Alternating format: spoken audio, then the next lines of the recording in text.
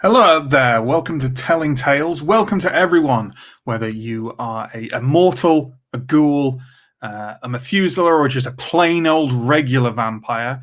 Welcome to London Ascendant. It's our Vampire 5th edition story, currently in our 5th week. And yeah, we're really glad and happy that you're here with us.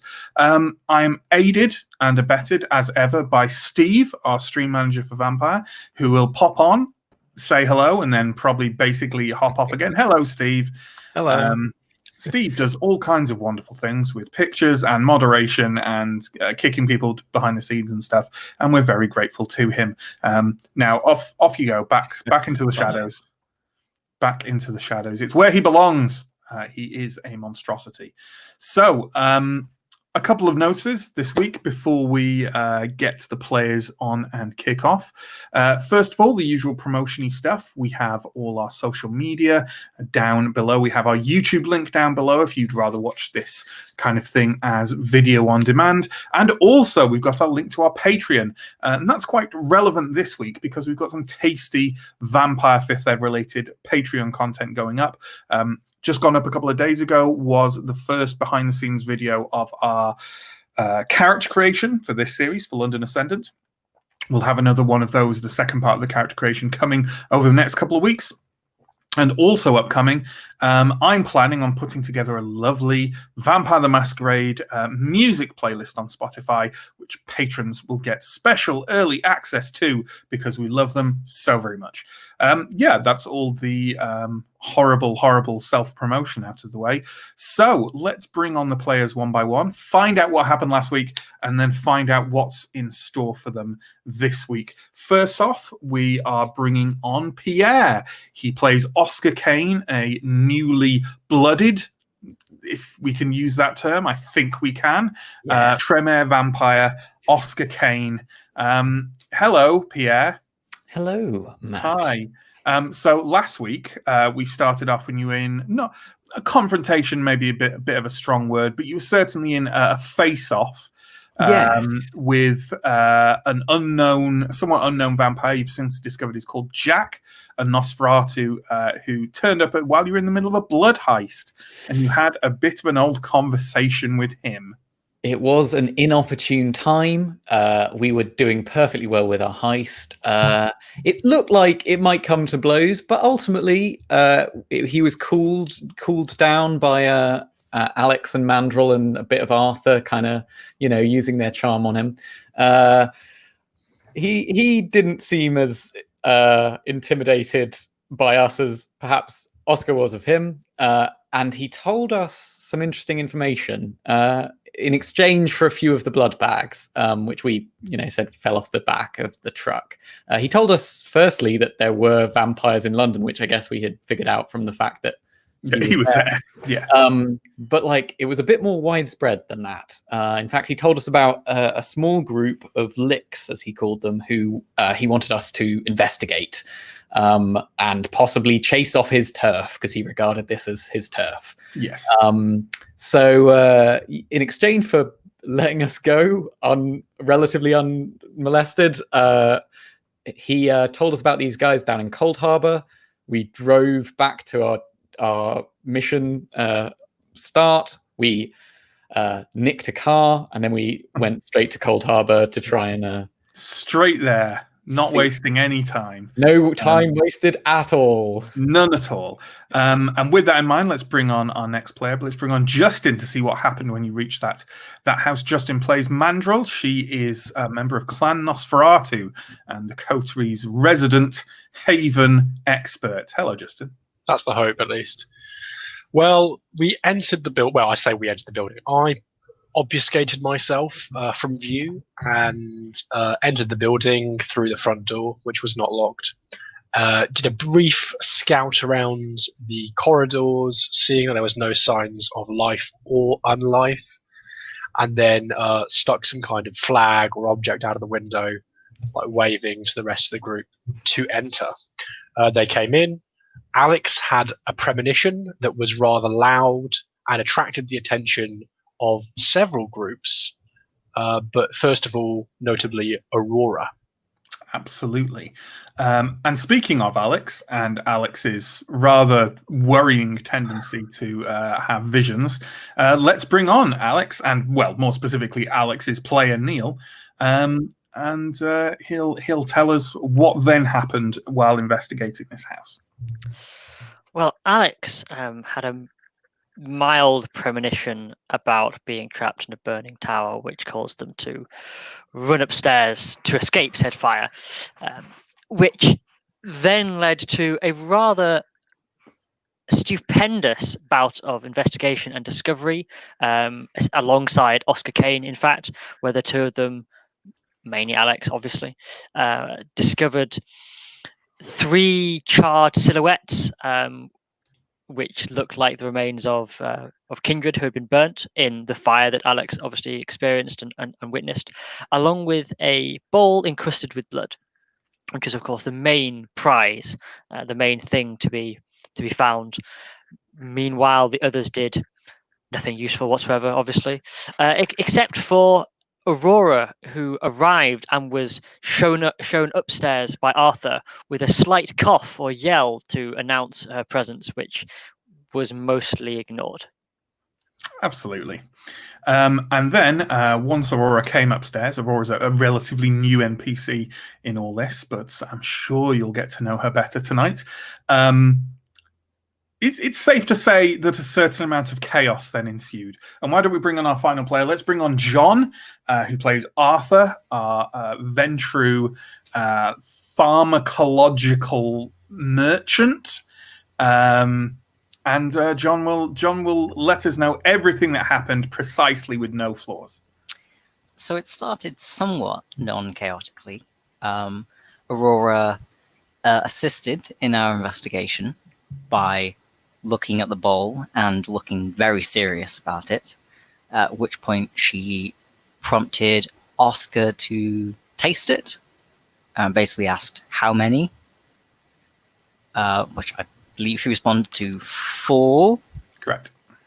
Where there are only 3 charred silhouettes, which led us to believe that there was someone else still around, which Aurora found surprisingly quickly, as someone had been hiding under the floorboards. Worth noting, using some kind of supernatural power, which, while some of the players may be familiar with, the characters definitely were not. We spoke somewhat amicably, and I think had convinced her to join us until she noticed we had the bowl, at which point she ran off as quickly as she could, utterly terrified. Hard into the night. With Aurora hot on her heels. We bemusedly followed after them just in time to see a Second Inquisition member dressed as a workman, a passerby or whatever from the house opposite, come out. Who I think is fair to say you were kind of sort of aware that someone was there because Aurora I think had dropped it to us. Said you've been made already. Yeah. So let's just. Why are you screaming? It's happened now, so let's just make the best of it and find out what happened here. And just as Arthur was standing there in the doorway, racked with indecision about whether to follow after the group or do something about the Second Inquisition person, the guy got stabbed in the neck as friendly old Jack appeared out of nowhere, told us to run for it, and dropped a tasty morsel to ask our elders about the word Sabbat. Correct.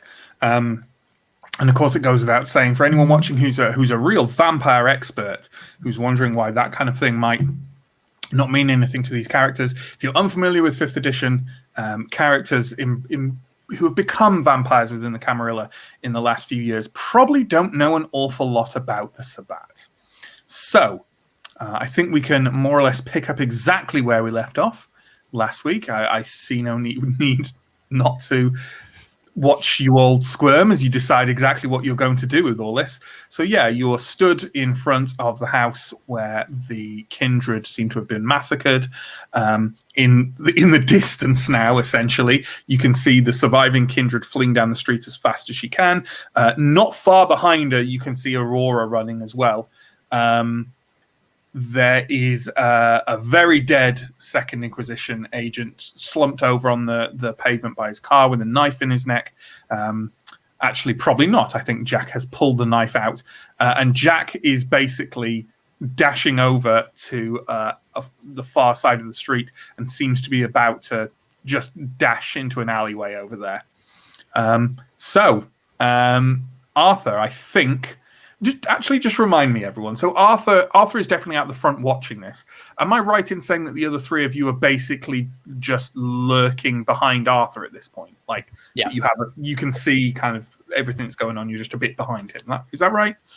I think that's about right. Yeah. Yeah. I believe that we had already started discussing fleeing. Yeah, pretty much.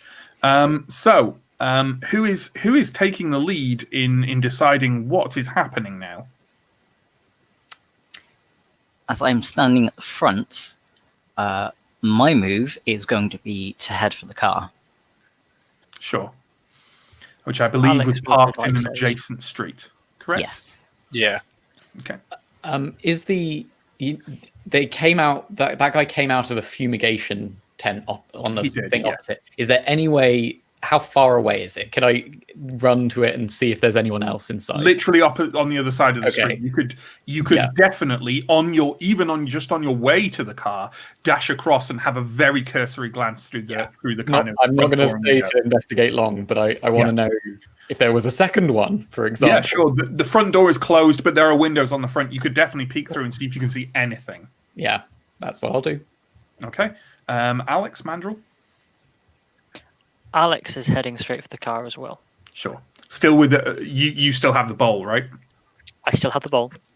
Your precious bowl. Mandrill.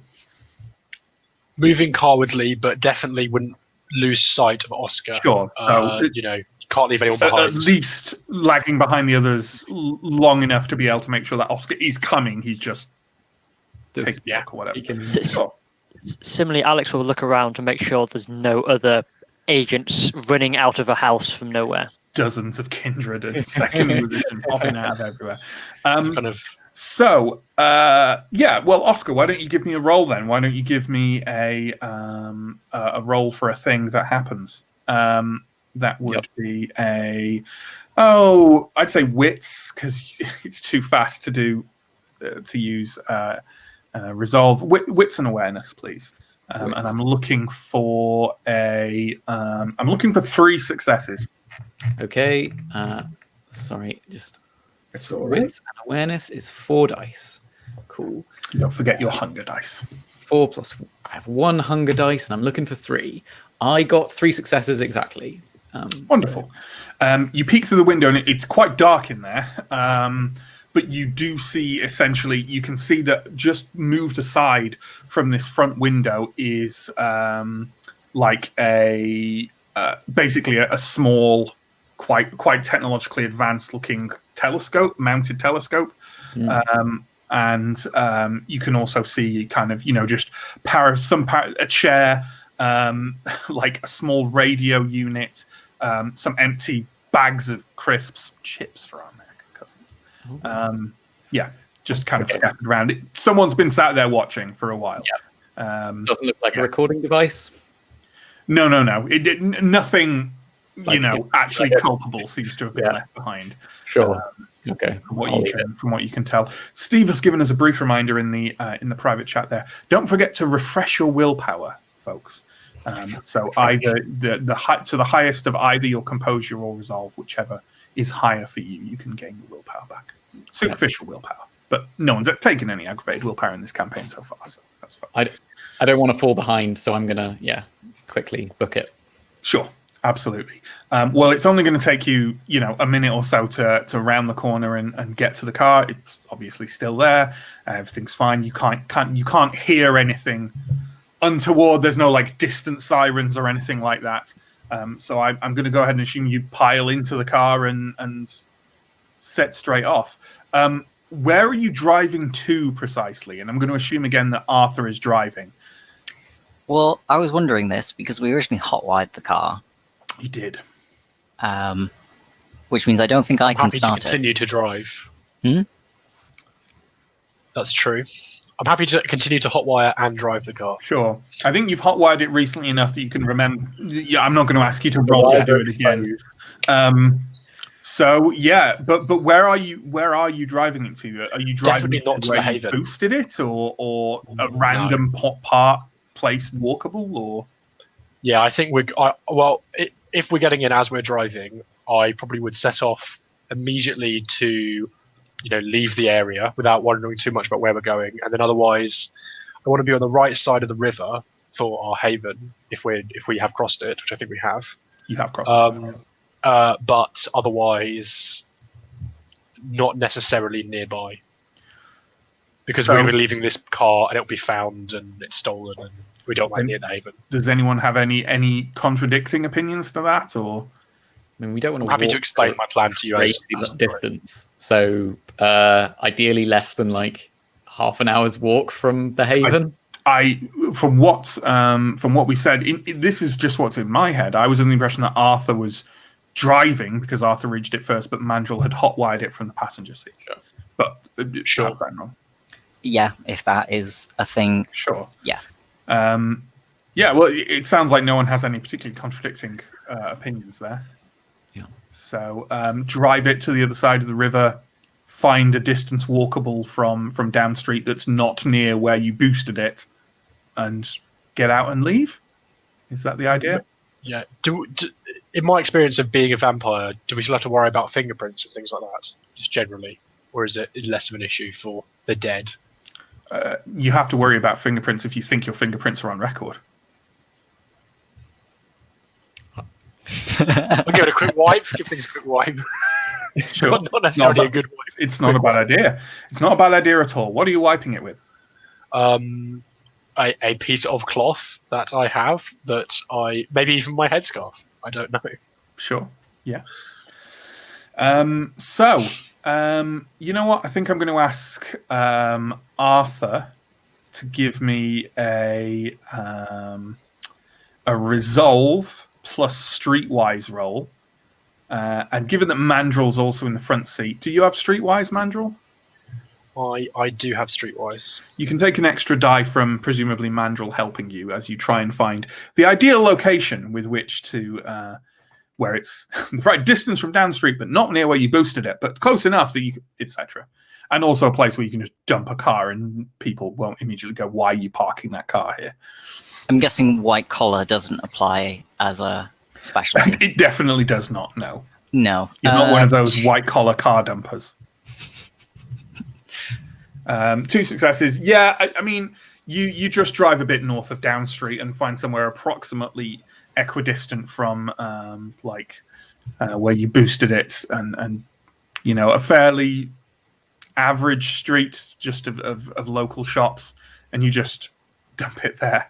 Kind of get out, close the doors, walk off, never look at it again.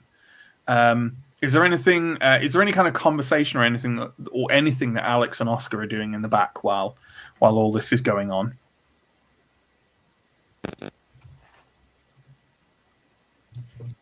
I would assume we are discussing about the situation. Aurora, you don't know her, right?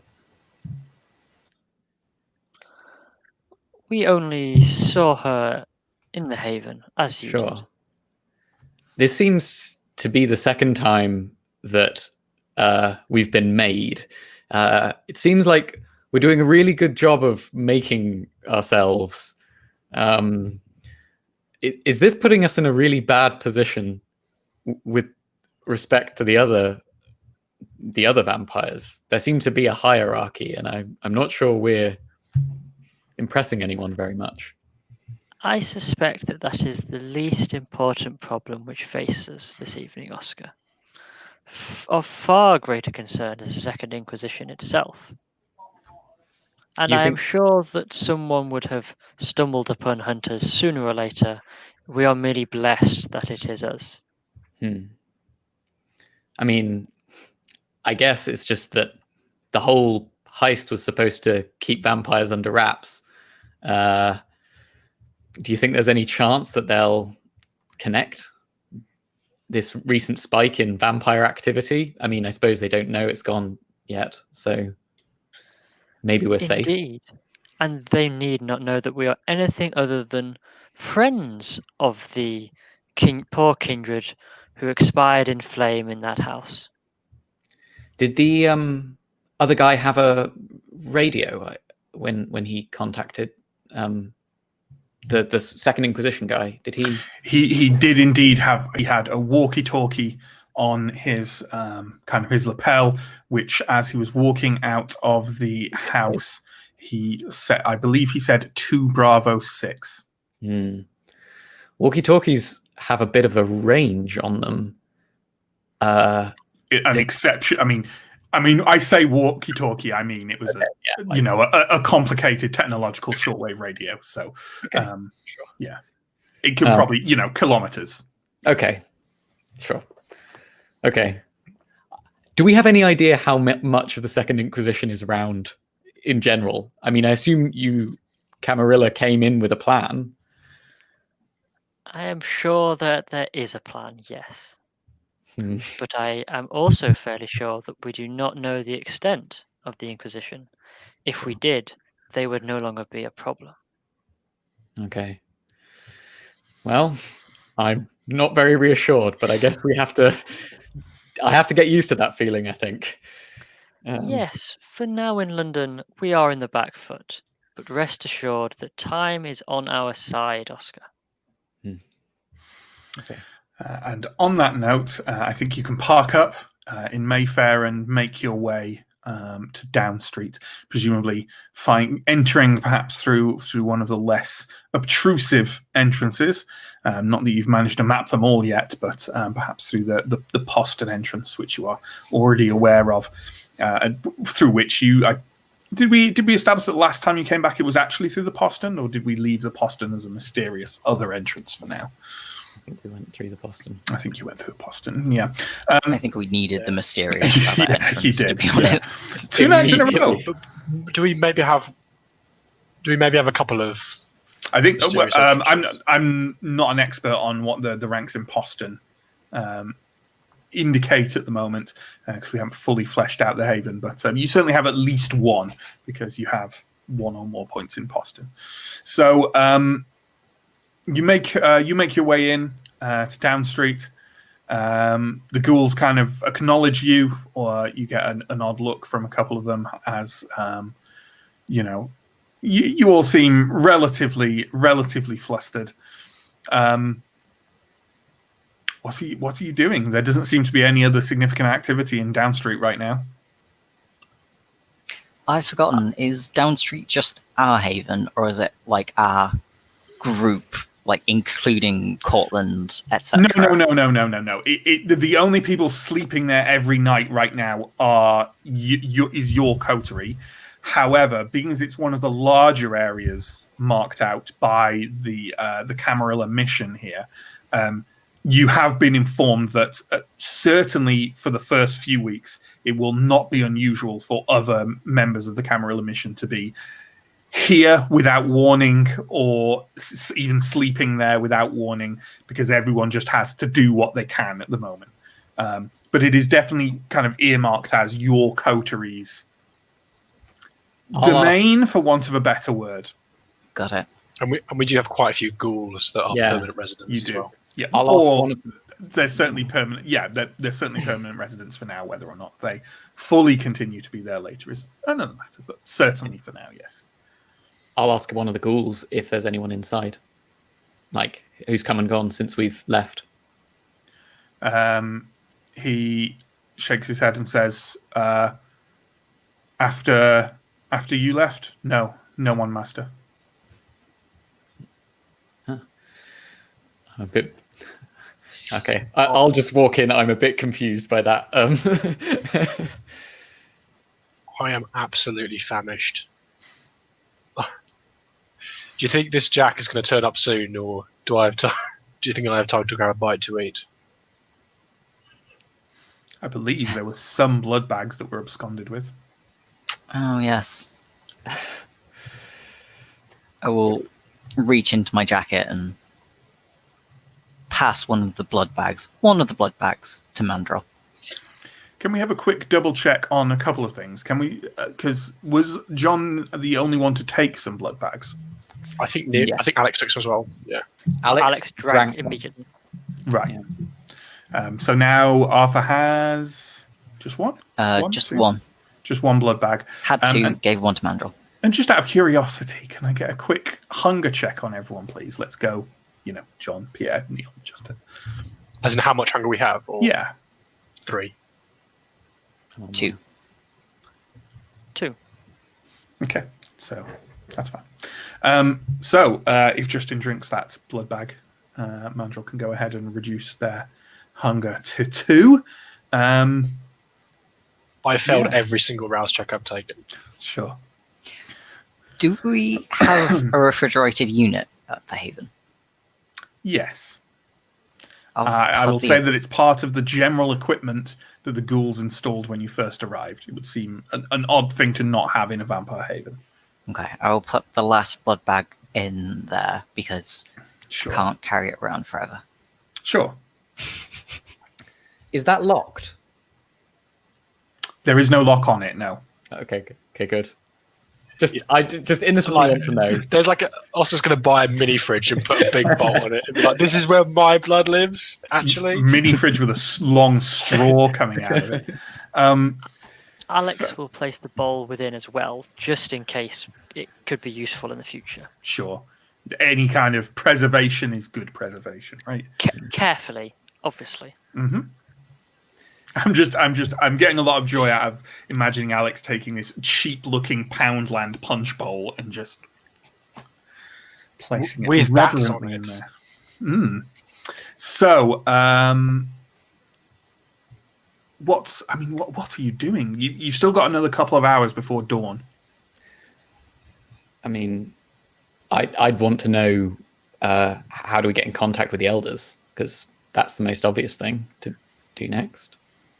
Yeah, Do we have a way of getting in contact with the elders? No, not at all. No. The best you could do is give a message to one of the ghouls, and then during the day, they can try and go around the various havens and get word to who they can. But other than that, not so much. Could we also leave a note in the refrigerated truck? Are you? We could go you back can there. if you head. Yeah, I mean, Back out to it, though. How An far idea? away was it? not far. 10-minute walk. I suggest that we leave a note in the van for. Hopefully that will reach the most senior people the most quickly, in addition to any other messages that we can lend. Are you saying this out loud in any kind of private room, or are you saying it when ghouls are around? Wherever it is we are right now, which I'm assuming is by the fridge. So if there are ghouls there, it will be in front of ghouls. If Sure, there aren't, then it won't be. I think it's fair to say that a ghoul near the back of the room, who's evidently off duty and is reading a battered, old, ear-worn copy of Salem's Lot by Stephen King, says, Master, the lorry has been moved now. Oh dear. Where to? A safe location. Out of our hands. Can't let the young vampires know where the blood is. Well, it is a lot of blood. One can understand why they might be reticent. Perhaps. Bathurst, no, you. No, go ahead. Go ahead. Perhaps we should, given that you know I'll turn to the ghoul. Given that you know that the van has been taken, would you be able to pass on a message for us? I can try and do it during daylight hours. Yes. Thank you so much. I will look slightly around at my compatriots, vaguely looking for support of how to begin this dictation. Please inform our good comrades, that we have encountered the enemy, and that Aurora knows more.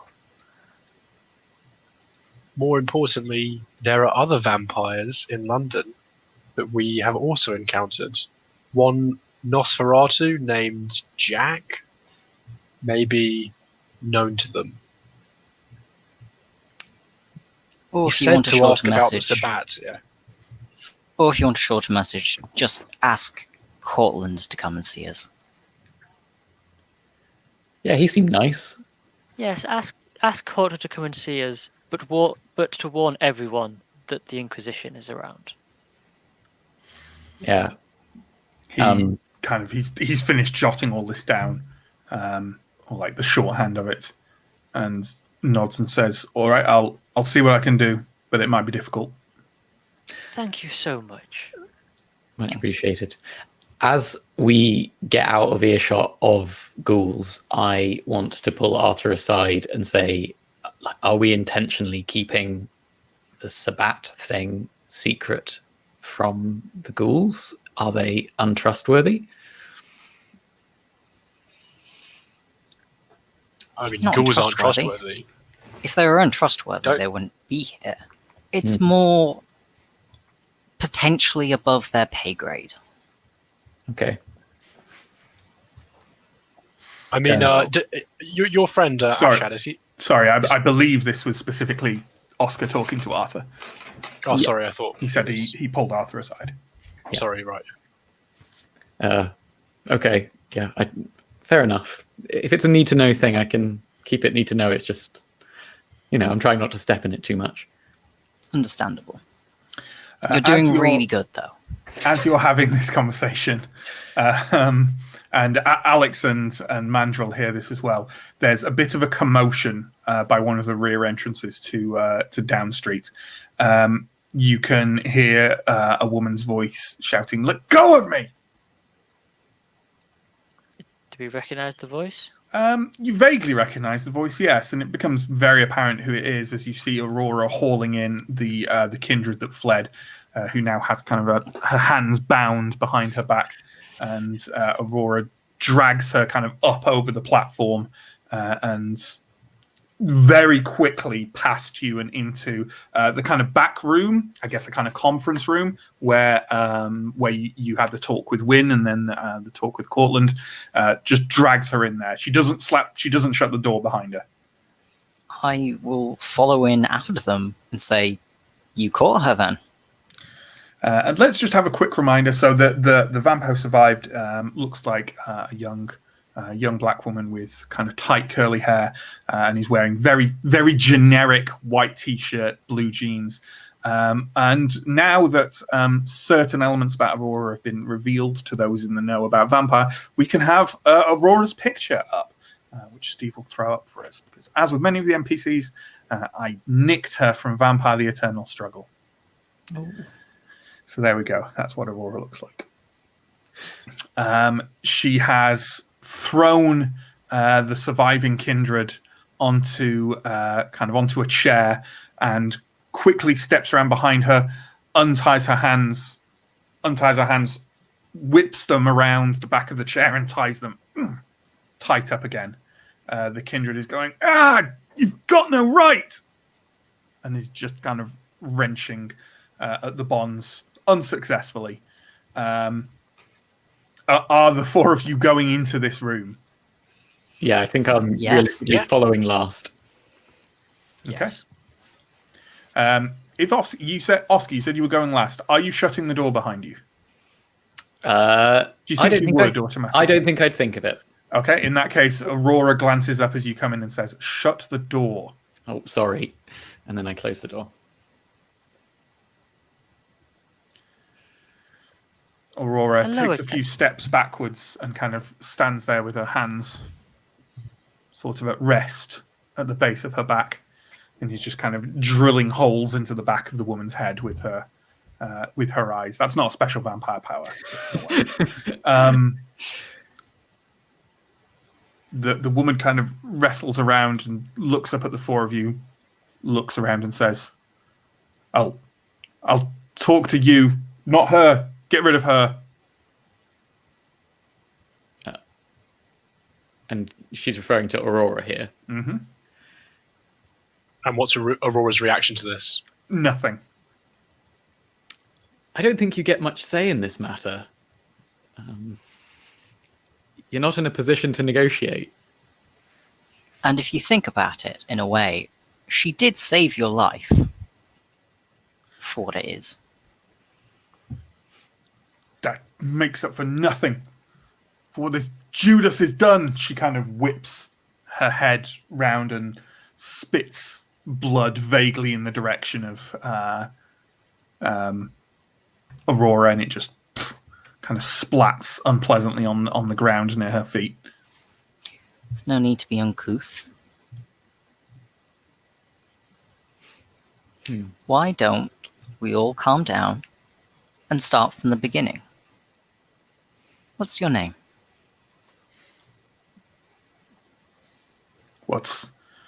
If we're being polite, what's your name? And then I'll tell you mine. I'm Arthur. All right. You can call me Olive.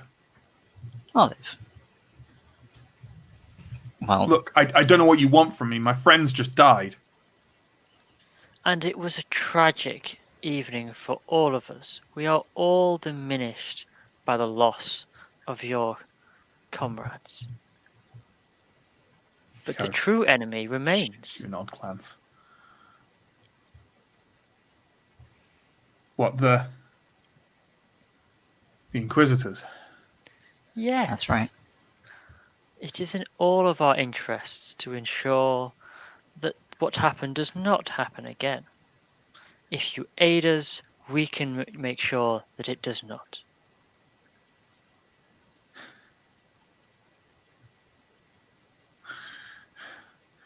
You're with the Camarilla, aren't you? Small C. There's a lot of C words I could use for the Camarilla. Fortunately, whatever we are, and whatever you are, the Inquisition comes for us all the same. I can respect that, but I'm telling you, I'm not going to say anything in front of her. Look, I'm tied up. I'll talk to you. I'll give you what you want. You let me go. But not in front of her. I don't want her anywhere near me. Aurora has shown no reaction to any of this. What do you think, Aurora? She shrugs. I can wait outside. If That we would could be have a minute. most kind. Without a glance at Olive, she walks past her, opens the door, shuts it quietly. Okay, yeah. Okay, we can talk. Are there any other chairs around? Yeah, plenty of chairs in here. Alex will get a couple of chairs for Alex and Arthur, at least, given that we seem to be doing most of the talking, and place them at a nice, respectful distance so we're not looming anymore. Mm-hmm. I think, yeah, Mandrill is going to take a position in a corner of the room and look unassuming, hopefully disappearing into the background. Mm-hmm. I'm going to attempt to look imposing, but definitely not actually look imposing. Sure. In my head, Oscar's looking imposing is just him kind of rocking on his heels, like. I this like think Oscar Newcastle? just looks like he's got a bit of a tummy ache. Yeah. Sure. Right. Olive, tell us what happened tonight. Tonight. Nothing happened tonight. Well, you arrived. That's what happened tonight. All right, what happened last night?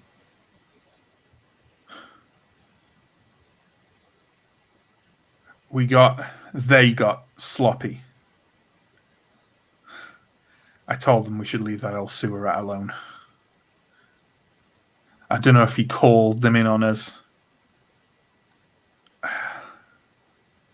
We'd only been here about a month. Hadn't got the lay of the land yet. It's difficult to be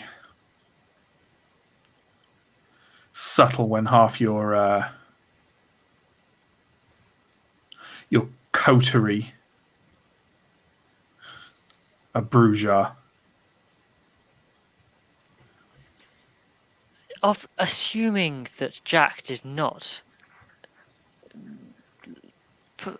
put you in front of them, and I realize this is a dreadfully unpleasant question, but do you know what it was that could have brought their attention? Obviously, a brouhaha could bring all kinds of things, but do you have any thoughts of what or where? They drained some couple and left them in an alleyway nearby.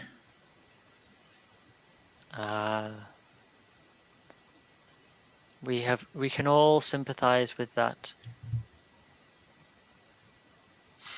Why was your blood in that bowl?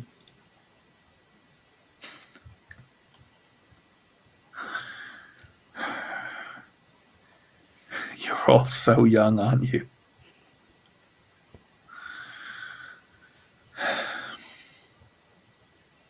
It is a ritual.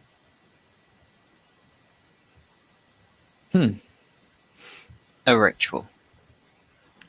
Yes. Ask Aurora about it. Well, Aurora's not in the room. You have no idea who she is, do you? If we did, would it help prevent the Second Inquisition? Because that is the most important thing in this room. Wouldn't you agree, Arthur? Whichever direction you're in. Look, we got sloppy. They got sloppy. I told them not to do anything like that. But we're different. It's not like in the Camarilla. Sometimes orders don't get followed.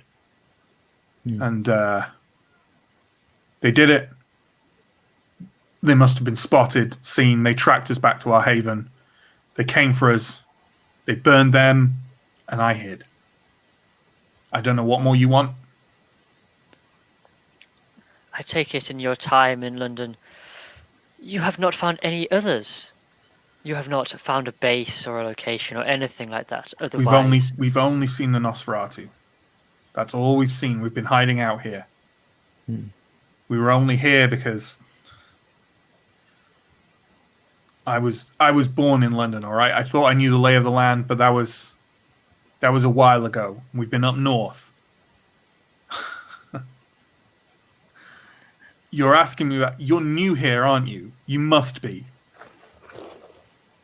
Is this? What is this? Are you the beachhead? Is this your little Normandy cosplay? There's an awful lot of questions for someone tied to a chair.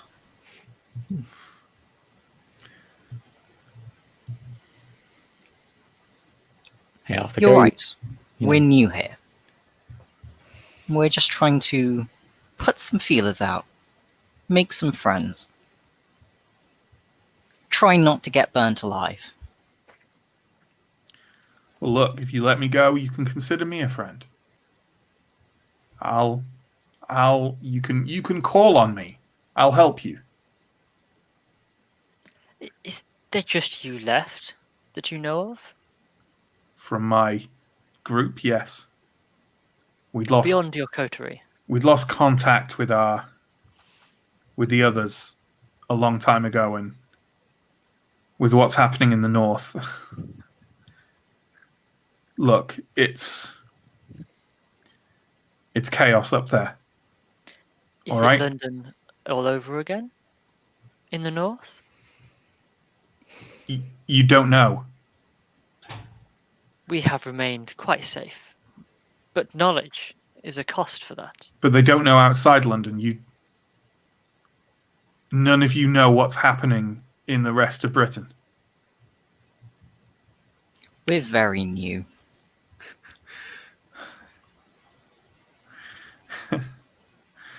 I guess the ivory tower really has fallen. all it took was mortals. And you weren't doing so hot against the mortals either. So how about we cut the crap? What's happening? Shut up, Oscar. Honestly, we're all in this now. We're stuck here. We don't know what's going on. We're still young. We're still finding our feet. We're still following orders. We'd rather not end up dead. And if whatever harrowing is going on in the north has any influence on what's going on in London, we'd like to know about it. It's not. There's a reason we forgot to be careful of the Second Inquisition. It's because if you're further north than London, they're the last thing on your mind. You can hear voices outside. And what is on your mind? The door creaks open and Cortland walks in with Aurora just behind him. And Jazz, who's kind of his ever-present shadow at the moment. Can we get a picture of... Let's have a picture of Jazz, just to remind everyone what he looks like. But then let's get a picture of Cortland up and let's leave it up for a while, because I love it. And you're about to have a conversation with him, so here we go. Cortland walks in. There we go, there's Jazz. Cortland walks in and kind of looks around at you all and says, well, looks like you caught as a little songbird, yes? He walks up to Olive and kind of quite patronizingly sort of gives her a pat on the cheek, which she reels away from.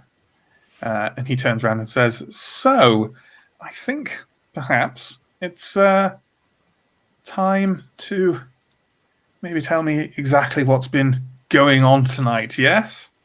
How did this individual become involved in the escapade that you were assigned? Oh, we've had a night, Cortland. We've certainly had a night. Terrible to hear. Well, Arthur, fill me in. Perhaps we could go outside. I gesture to the door so that it's not in front of... If you insist, by all means. Come on, Aurora. Jazz. He walks out of there. I'll follow them out. Well, yeah, we're all stepping out then. Alex will leave last and leaning closer and say, I would love to continue our conversation later. I hope you remain safe. Olive says, well, it looks like that's up to your superior, isn't it? We will do what we can. Should we not speak again, good luck, Olive. So, and then Alex will leave. I think you're all probably gathered on the platform. That seems like a reasonable place to be. Cortland is pacing a little and he says, oh, well, I trust that this is enough privacy from the young lady. Please do tell me. I am on tenterhooks as to how tonight went. Well, the task as given to us went largely to plan, without a hitch, as expected, until we were rudely interrupted by another kindred who had been a resident of the city for some time. Oh my. Does he look genuinely surprised at this? Give me a a wits plus insight roll. And I'm going to make it against his... what will his be? Well, subterfuge, I suppose, plus composure. And for him, I'm going to say that's an average of 4. So I want 4 successes, please. I was going to ask the same, but feel free to say no if you just want one roll. I think one rolls by the person who knows him best is Sure. probably good enough. Do you say it was 4 for a success? Correct. I think that might be a bestial failure. Okay, that's fun. Do you want to spend willpower and re-roll at all? Or I mean, Yes. you might not be able to get it if you, depending on how many hunger dice. That's you've got. true. I'm You might rolling not be able to total of get 4 it. dice. Oh, then you can't. Yeah, you won't get it. Yeah, no. Okay. Okay. You can with a critical, but it's very unlikely. Yeah, that's true. You could with a critical. You give it a go. Have you run up willpower yet? Sure. Let's try it. Especially if you've got a couple of successes already. No, it's still only 3 successes. Okay, well, a bestial failure on this. That's interesting. What was the last thing he said? Oh my. Okay, what we're going to do here for the bestial failure. Arthur has had a long and stressful night. Cortland, who by now should respect him far more than to dissemble like this, should be more forthcoming with whether this is a surprise or not. And therefore, Arthur, feel free to snap at your sire in some way. Yes, Cortland. Oh my. There are other kindred in the city, in case we haven't already gathered that from tonight. I say, gesturing back at Olive. So much smirking from Mandarin. And he was not particularly polite, let me tell you. He seemed very rude, very unwelcoming, and also very upset that we were hunting in his territory. Arthur. I can see you've had a turbulent evening, yes? I have spent the evening being shouted at for not knowing things that I don't know. Arthur, please be quiet. What's the resistance against dominate? I do have that written Or in down. fact, you know what? I'm going to say no. You know what? Let's say it's not dominate. Let's say he's used some form of presence on you. And without immediately looking at the roll, I'm going to assume it will be something like presence plus manipulation, something like that. Yeah, presence plus manipulation versus comp. What's comp? Composure plus. Why do I write this down if I can't read my own handwriting? I don't know. But you're going to be rolling the composure plus whatever it is. So comp plus int. One moment. Intelligence, surely. Yeah. Oh yeah. Really, a double attribute response. That's why I was confused. Yeah, but I think this is just to resist the presence. It doesn't resist the actual persuasion itself. Sure, yeah. Let's see if the presence works though, just for fun, shall we? So feel free to roll your composure and your intelligence. And I think the average of his manipulation plus presence is probably 5. So yeah, you need 5 successes to resist the presence at least. I'm pretty sure I'm not going to do that. That's fine. But again, you could crit, so it's always worth rolling. Yeah, no. Okay, that's fine. I don't want to impose or anything or make a persuasion roll for him now or anything. Let's just the presence has worked on you. You've been kind of not cowed, but kind of he's making a very reasonable point. You should probably listen to him, and you're really acting rashly, and you've recognized this to yourself. Mandrill, yes. What does Cortland's presence look like to us? Does he look aggressive or No, he seems to kind of almost snap into clarity in front of you and almost tunnel vision towards him, as if he's giving a speech at in court in front, and all of a sudden everyone's focus just draws in on him, and for an instant he's the only thing in the room and something to be paid attention to and perhaps heeded. But he seems very reasonable. That's kind of the effect he gives over. Cool. Arthur.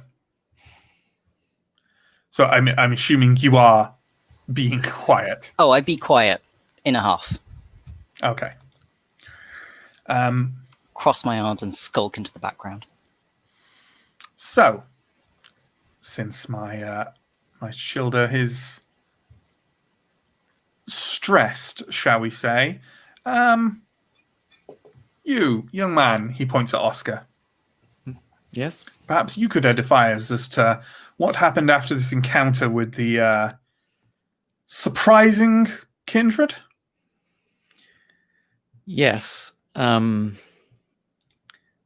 We discovered her with a bowl full of... I think he's referring to Jack. Oh, with the surprising kindred. Yes. Yes. Jack told us to tell one of the elders that the Sabbat are here. And he seemed to think he knew. He seemed familiar with you. I don't know if we want to. It's entirely fine for you to say it, but I think specifically the conversation was literally right back at the. He still doesn't know what happened with the blood heist. Sure. Okay. Like I think the idea was he was asking about what happened when you met this kid. The whole thing. Gotcha. Yeah. Gotcha. If you want to say, I tell him what happened and leave it there rather than roleplay it out. It's an Oscar thing to do. That's absolutely fine. Oh yes, I tell him in excruciating detail, but all in the wrong order. Sure. Yeah, that's absolutely fine. He punctuates what you're saying with many questions, and almost as if you are being, in a friendly manner, somewhat interrogated while on the witness stand. And let's jump in though at the point you just mentioned, where you mentioned the Sabbat.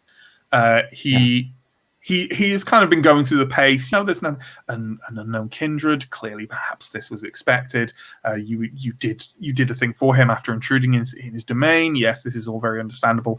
When you reach the point, he definitely crinkles his brow when you mention the bowl encrusted with blood, and when you mention Jack saying Sabbat, he visibly the mask drops for a second. And he sort of shakes his head in some confusion and blinks a few times, glances at Aurora and says, "Is this accurate?" Aurora slowly nods. Well, this is most unexpected.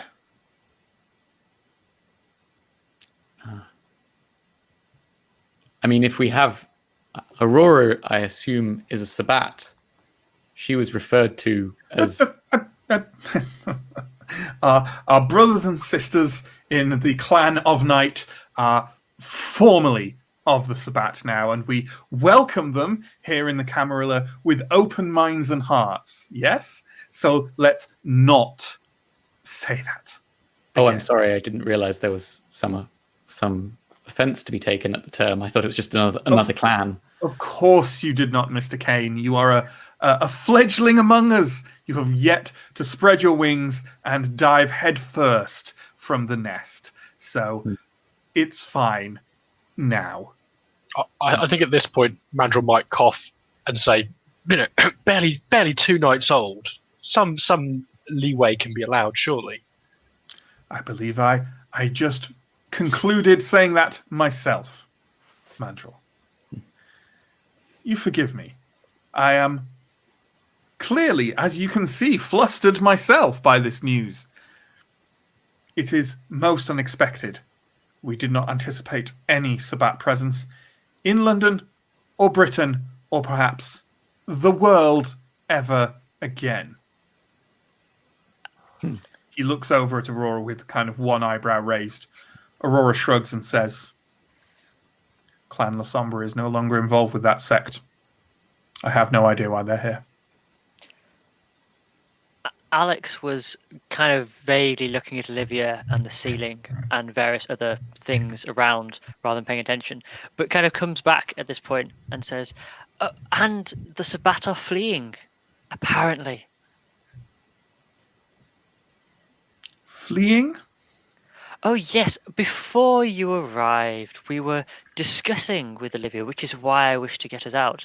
She was about to tell us of some great nemesis in the north. not The second Sabbat have not Inquisition. had to. Yes, the Sabbat have not had to worry about the Inquisition. In the north, for some other foe is worse. I think it would behoove us all to understand this. You, of course, mean the ex-Sabbat, Alex. The previous Sabbat members have nothing to worry about in the north, apart from what they're running from. Indeed. Yes. Cortland says, well, if they are not part of Clan Sombra, I'm sure we can still consider them to be members of that outlawed sect. Little better than Annex, if you ask me, but, well, I don't suppose we did establish whether she could be accepted as a member of that August clan. No. Perhaps a question for another time. Well, forgive me for saying, and I don't know if this is also off the menu, but she also mentioned some of her compatriots were from another clan, Brujar. Is that also? well, that's just to be expected, isn't it? Filthy Bruja. If they're not annexed, they're Sabbat. I couldn't find any a worse example of the reason why they were expelled from the Camarilla, and rightly so. Okay, so that I'm on the same page. It's very clear, Oscar. We're all part of one big family, except the ones that aren't. Those guys, not to be trusted. Okay, good to know. Right. Well, Cortland regains his composure a little bit and kind of smooths down his tie. I think that's quite enough for the evening. The sun will be in the sky within an hour or so. Aurora, could you come with me, please, and Jazz, obviously, and we will leave you here in your delightful haven. Yes.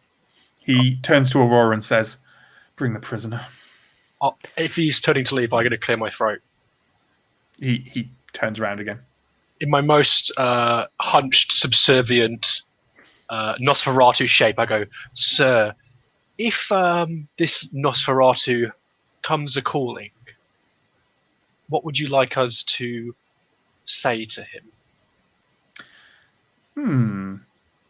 If he does, perhaps you could set a date sometime within the next few days where he might be here and meet someone with, and no offense to yourself, of course, someone with a little bit more authority on our particular mission or quest, yes?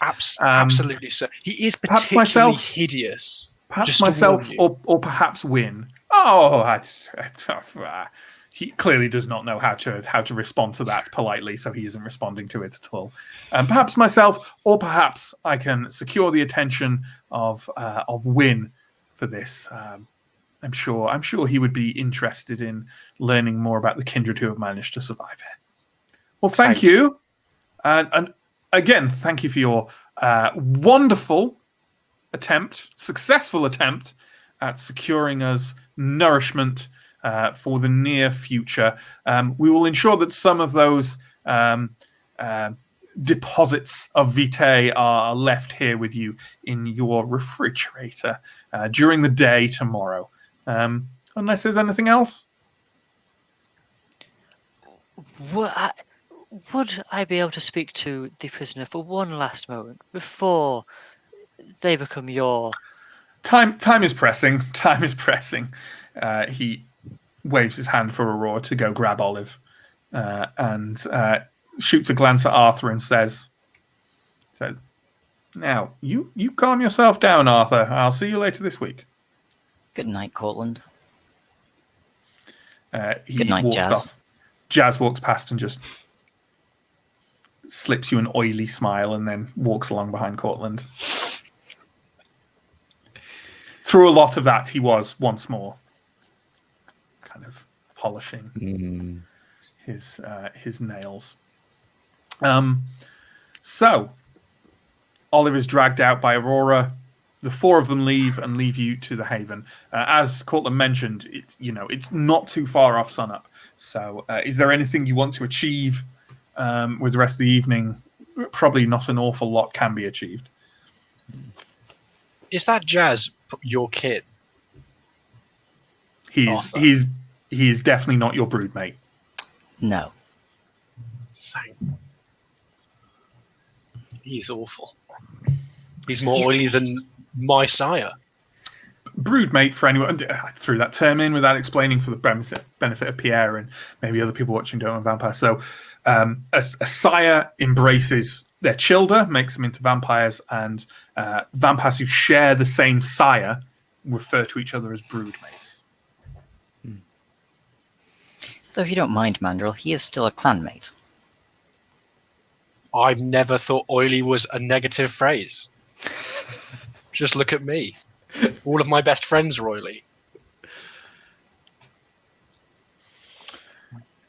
Oscar, you asked about the brew jar. They were once in the ivory tower in the Camarilla. Now they are not. That is perhaps why Cortland was so aggressive towards them. They're a good lesson for young vampires. They ask too many questions.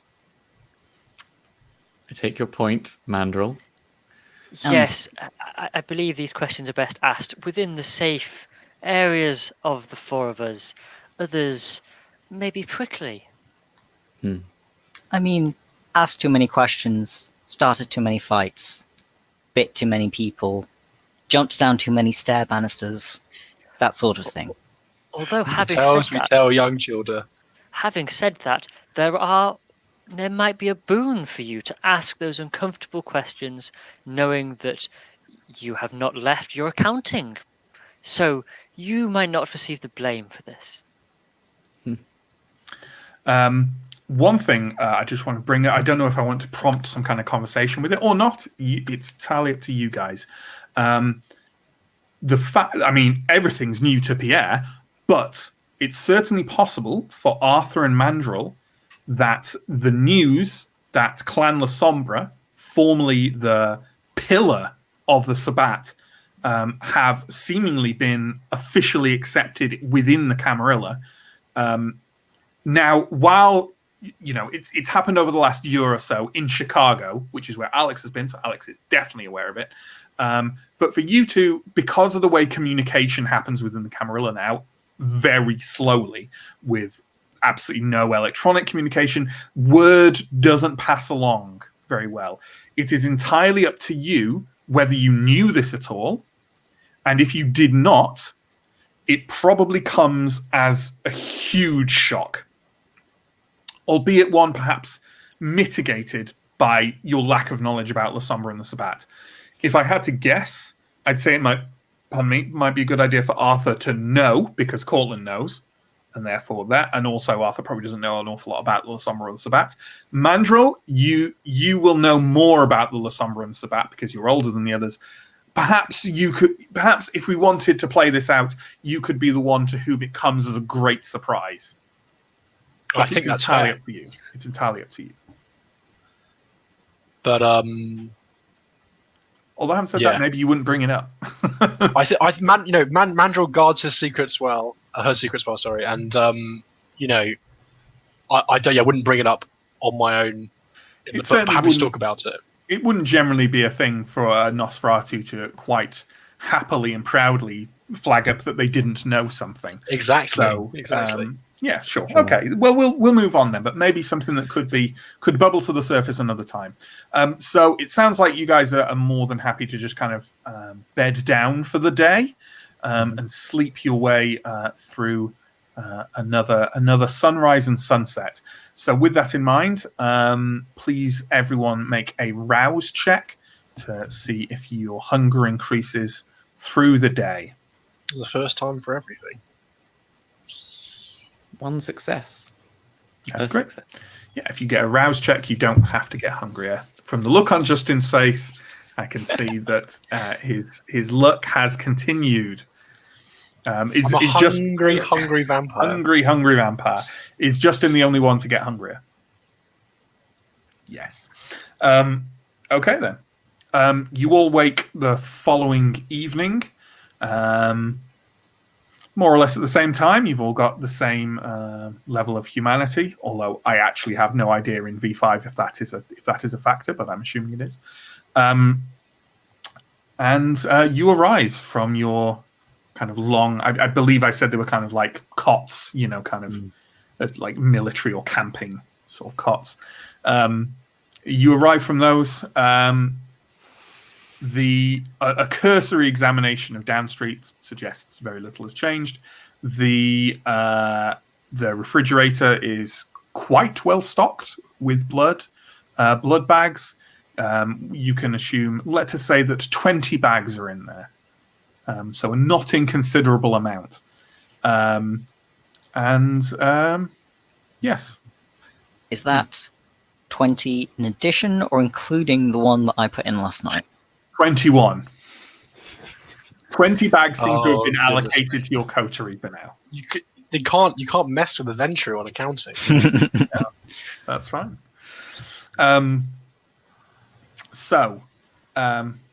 What you have been given no instructions for this evening. Yep. Yet. Is there anything you would wish to start your evening off doing? I think I am still in a bit of a mood from last night. But I'm also aware that I'm getting progressively more hungry. I'm going to slightly swallow my pride, swallow a blood bag, and then down a handful of breath mints. Okay. Is there not a roll you have to make? I have to spend a willpower. You have to spend a willpower. So one willpower per your level of Bane, right? Which goes up and down with your blood potency. Yeah. It says, spend a willpower so equal for any other type that isn't my chosen type, and as it's in a blood bag, it is definitely not your chosen type. Yeah. Okay, so you are going to drink from that. Is anyone else going to sate their hunger with some blood? A bloody evening breakfast. I definitely should. I mean, Mandra was thinking about, right there. It's for everyone. What's preferable, rats or blood bags? Sure. Weighing it up. In terms of taste, probably the rats. Yeah. And also, it would save you. It would save you another. If you want to go hunting if you want to go hunting in the tunnels nearby, you can make a roll for it. It plays into my image. I might get lucky and find a sleeping railway attendant. Sure. Yeah. Why not? Tunnel worker. Let's go for that. Well, why don't you give us a roll for it then? It won't be your normal hunting roll because you're normally a sandman. But does anyone have immediately at hand the roll for we did this vegans? Last week. Yeah, I think rolled. I think wits plus animal ken seems like a. That's what we suggested. Roll. Oh no! We were including something. There is a predator type called vegan, which has definitely has a default role for hunting for animals. But I would imagine it to be. Wits plus animal ken is wits plus. I would rather wits plus survival if I get the choice, but I think it's supposed to be composure plus animal ken. Composure plus animal ken. Okay, well let's give you a roll of that then. Composure plus animal ken. Let's just make it. I think we can safely make it a 2 difficulty. I don't think there's almost no chance I'll get that. So I guess you're not used to hunting for rats. I mean, I guess not. But I also have 3 hunger, so I'm definitely not going to try and blow out my bestial failures on hunting for rats. If I'm feeling short-tempered and hungry, then maybe I will just have a blood bag or 2. Surely, while hunting for rats is the best time for bestial failures. I mean, that's true. Justin, I don't want to call you a coward, but not making a roll just because you. All right. I made the roll. I made the roll, and I got a bestial failure. That's fine. So you hear Mandrel's like animalistic screeches from the tunnels. Yeah, that normal for him? Yeah, let's sorry? try. I can't think of anything particularly egregious to do for it. So yeah, you go off to hunt, and after a while, the others hear some kind of blood curdling, Rats! frustrated screams and squealing from the Bloody tunnel. rats! Mandrill comes back bloodless, and bloodlust and bloodlust. Based on the Yes. noises, I was expecting to be covered in blood, but just nothing. That'd be good. Just Yeah, grab exactly. grab a few bags of blood from the fridge and skulk off to a dark corner. okay. Well, how much are you actually drinking? If I'm gonna drink from bags, I'll have 2 bags. Okay. Alex, Oscar, are you drinking at all? I'm not hungry, I'm like one hungry, but actually, it's worth saying you can't go down to 0 sure. from blood bags. So I think of a thing that happened yesterday, and I go back to the room where we interrogated the woman, and she spat on the floor some blood, and I'm going to like dip my finger in it and taste it and do a taste for blood. Oh, Pierre, you got there, Pierre. You got there. That was just for you. Cool. Give me your taste. I keep wanting to call it taste of vitae, but it's not called that in this, is it? Is it just called a taste of blood? A taste for blood. For blood. Yeah. Go ahead and give me that roll. Mandrill, if you take 2 bags, you can. What hunger were you on? 3? 3, yeah. Yeah, you can knock yourself down to 1. Arthur, again, down to 1, right? With 1 bag? Yep. Yeah. Alex, are you having any? Alex is being sensible, but we'll get to that after Oscar. Sure. Okay. I got 4 successes. It is a difficulty 3. Nice.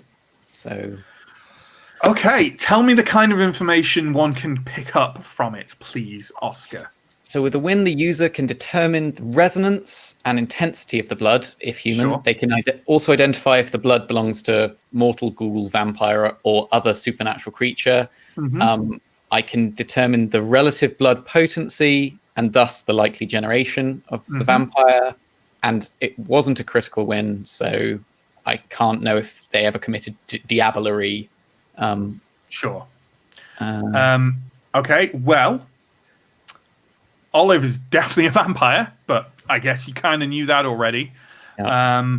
Olive, I don't want to talk about specific kinds of blood potency because Oscar's relatively new.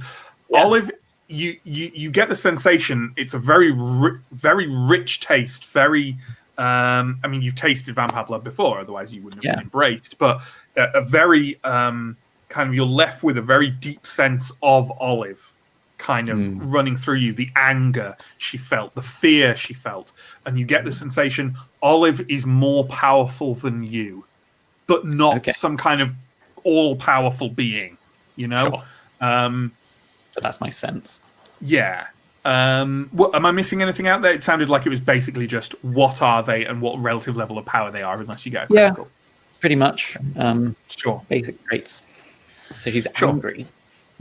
I mean, I could kind of help, but yeah. Yeah. She wasn't faking it. There you go. Yep. Delicious floor blood spit, says chat.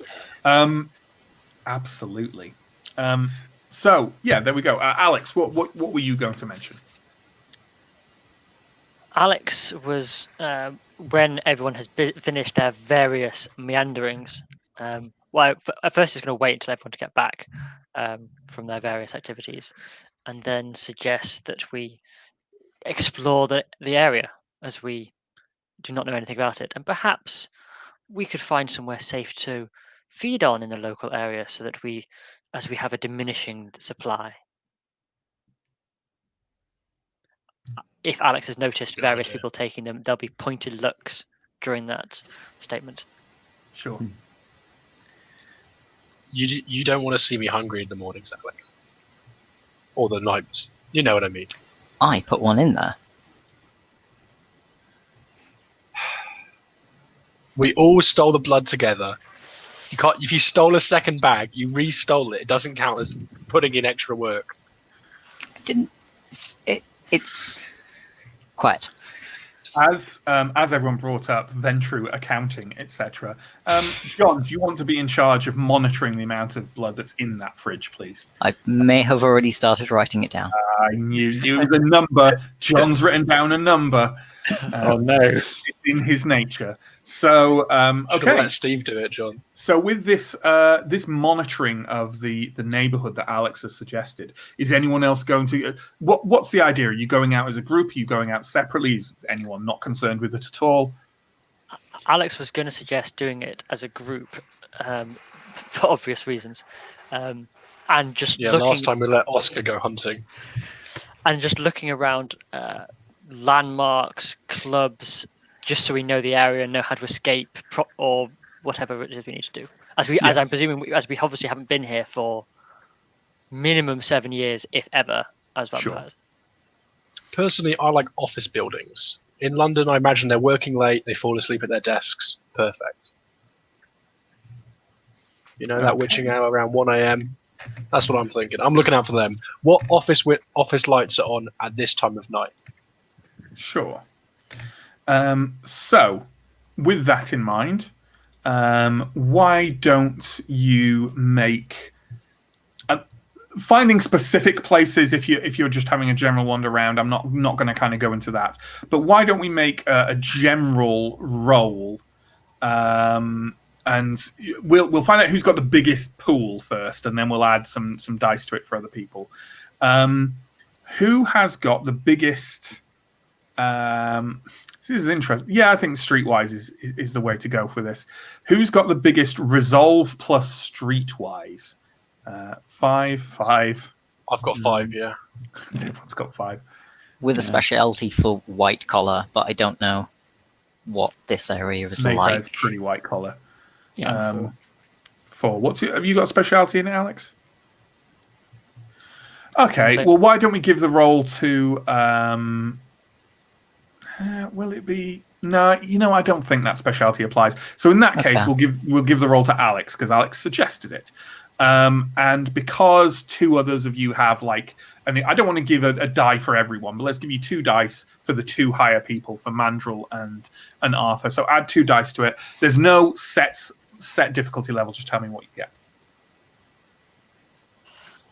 5. There we go.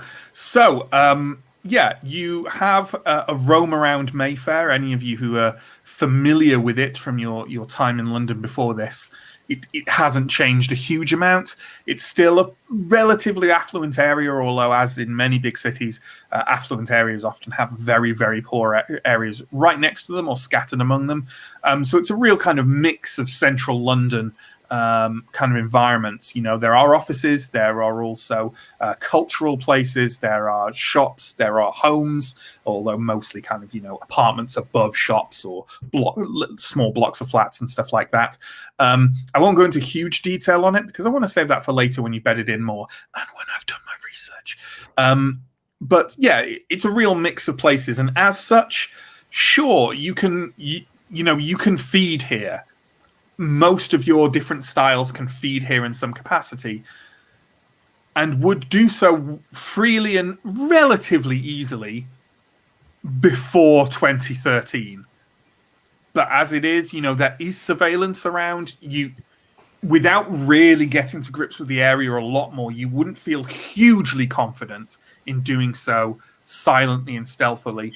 But you could still, you can have a go. You can have a go because sooner or later you're going to have to.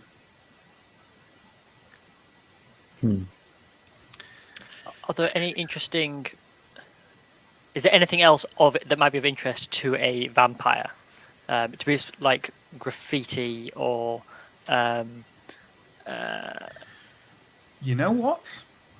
I'm going to give someone else a roll on that. And I'm also going to mention some other things that will come from your roll of 5 dice that will apply to all of you. Oscar, I said I would give you another roll for the graffiti, yes? Yeah. I did. Yeah. Give me a resolve plus streetwise roll. You can take an extra die from how successful Alex got. Yeah. Okay, I got 3 successes. There is a lot of, and you've seen this graffiti in Soho as well when you lived there. Sure. And now you think of it, it's only really sprung up in the last few years, but it's a very distinctive style of graffiti. It's, you know, when a graffiti is templated, I'm not exactly sure what you know, clearly it's been stenciled, yes, sprayed on, but it's quite striking. And you see a few motifs repeated throughout it. One of them, the one that seems most often, that you see most often, is repeated odd references to something called Operation Antigen. And you see like the logo for that in various places. It's always portrayed in a very threatening image. So the words in the middle of an explosion, or like ranks of masked people firing weapons at the logo Operation Antigen, things like that.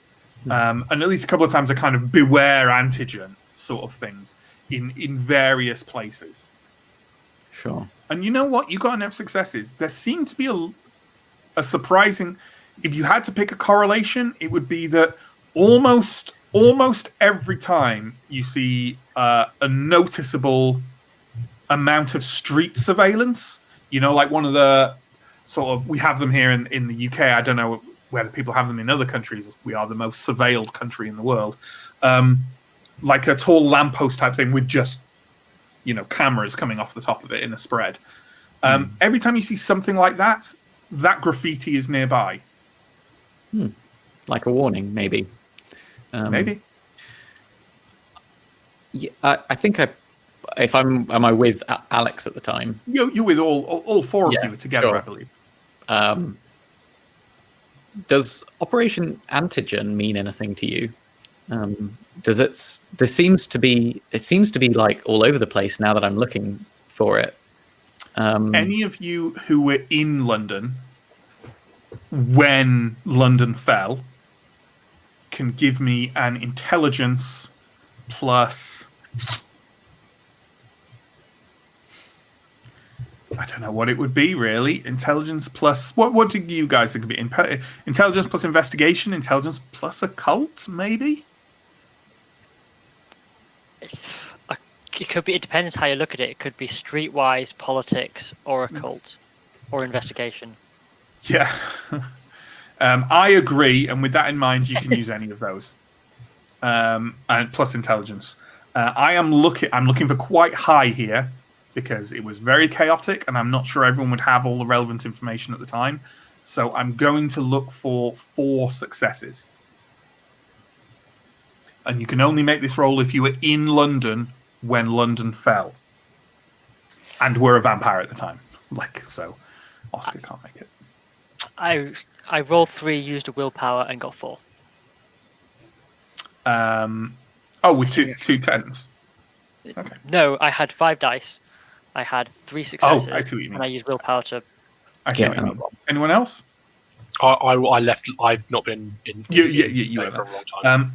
So Neill, Operation Antigen, you heard at the time, but have more or less forgotten it since, because everyone just refers to the Second Inquisition now. You heard the words Operation Antigen in connection with the Second Inquisition when you and Brazil were attempting to and eventually did flee London. You have no idea of the significance of it, exactly what it portends, or exactly the relationship to whether it's real, but you heard the term at the time. Then Alex would respond, Brazil and the others would sometimes mention antigen during the fall. Perhaps it is related. Okay. Let's, I guess, keep more of an eye out for it occurring again. If only we had a chance to question that poor man who fell onto Jack's knife. We might have found out so much. Is there any kind of roll that I can make to see how fresh the paint is? Because presumably graffiti gets covered over pretty easily in London. Yeah, like on. I mean, yeah, you could. You know what? Yeah, make a roll. Give me. Streetwise. I think that's an intelligent. I think it's an intelligence plus your choice of craft. Yeah, I honestly, I think more than anything, it's craft. So Cool. I think it's an intelligence plus craft roll.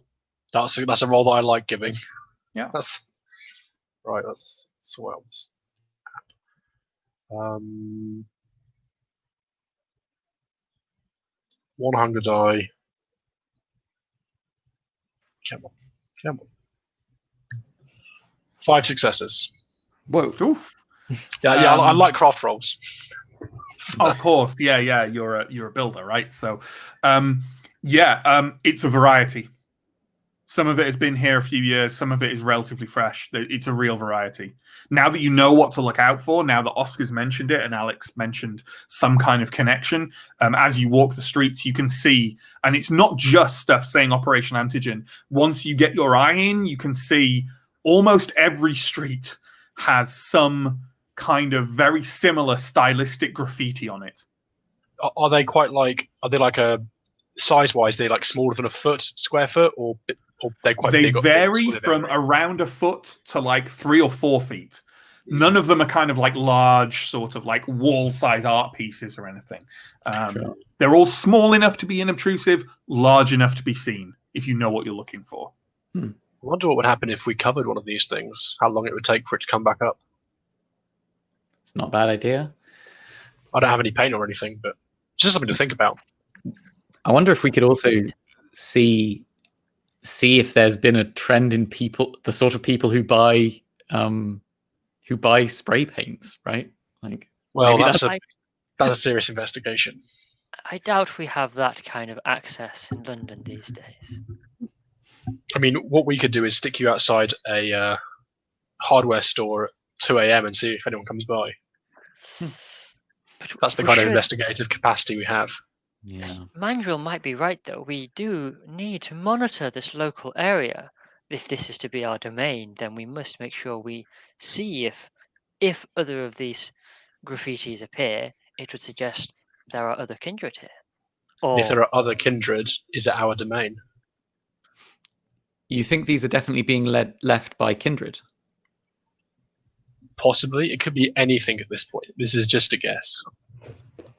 I don't know if you must find out. Symbols.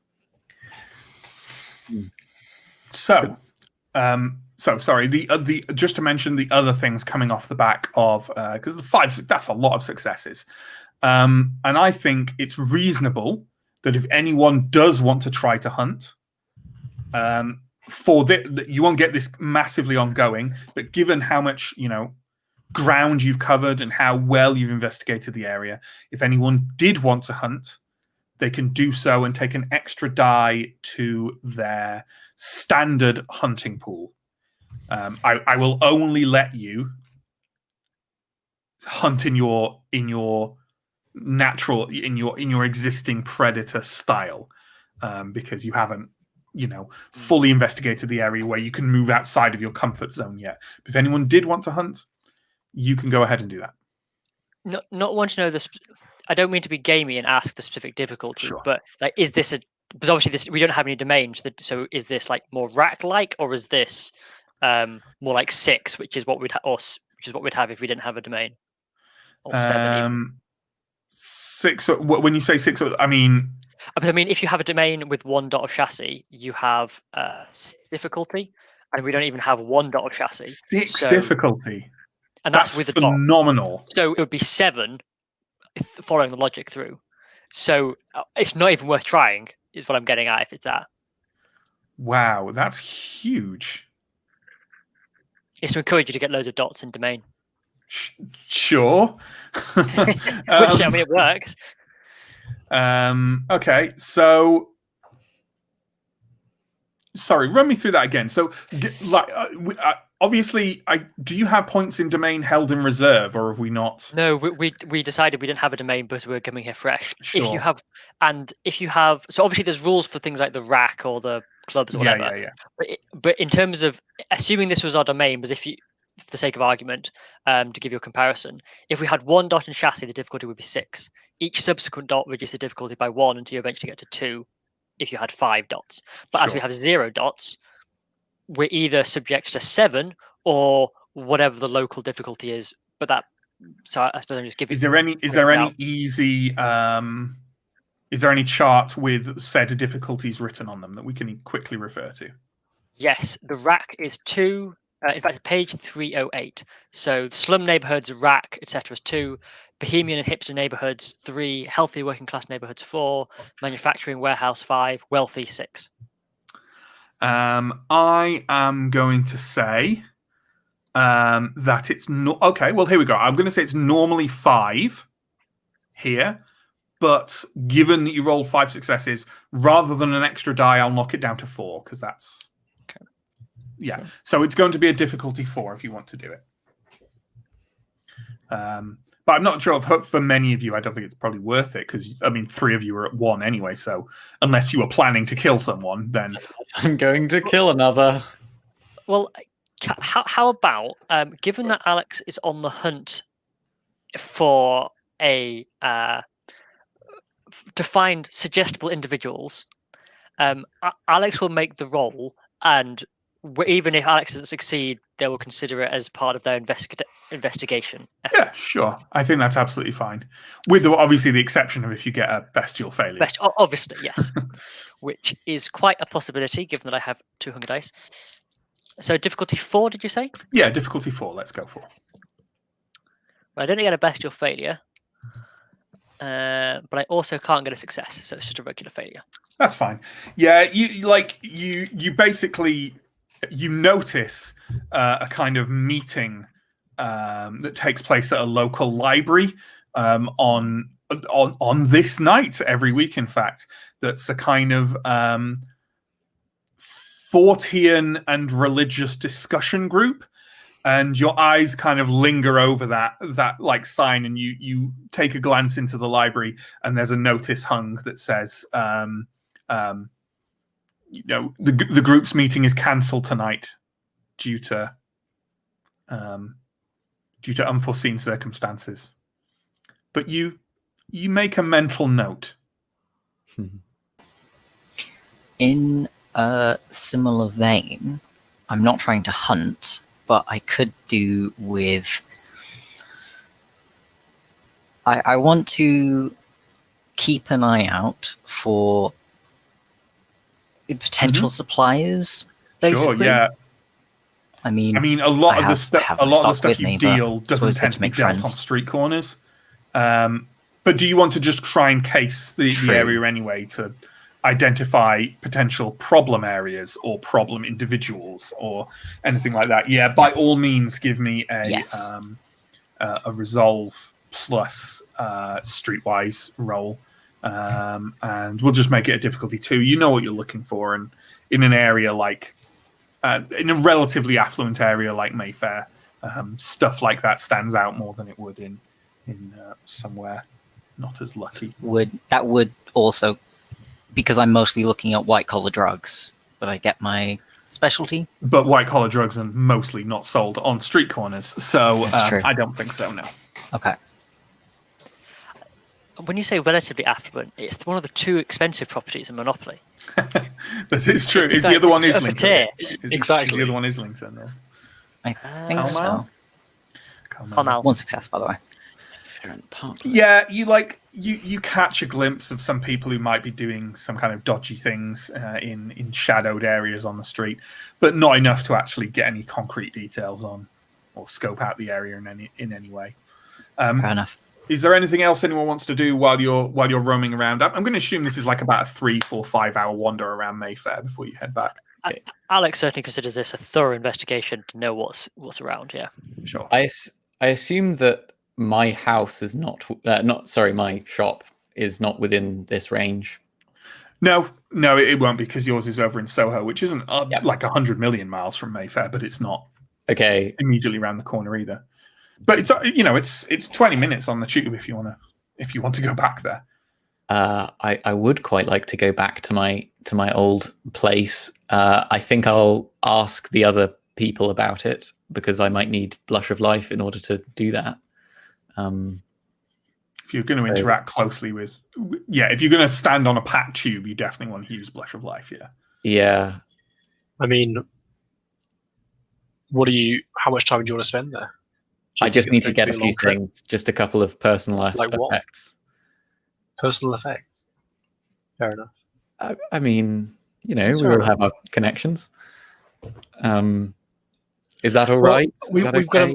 My only concern is that if we've been made, there is a small chance that they know where you lived, and it's a small chance, but it's something that we should approach cautiously. Mandrill makes a very good point. However, is there anything in your apartment which they could later use to track you down, or which might suggest your proclivities? Because it might be wise to destroy or gather that regardless. Yeah, that would definitely be the case. I had quite a lot of memorabilia, as you may have seen, actually. Did you have anything that someone could use to... I mean, you contacted Sarah, right? Yeah, I have my address book.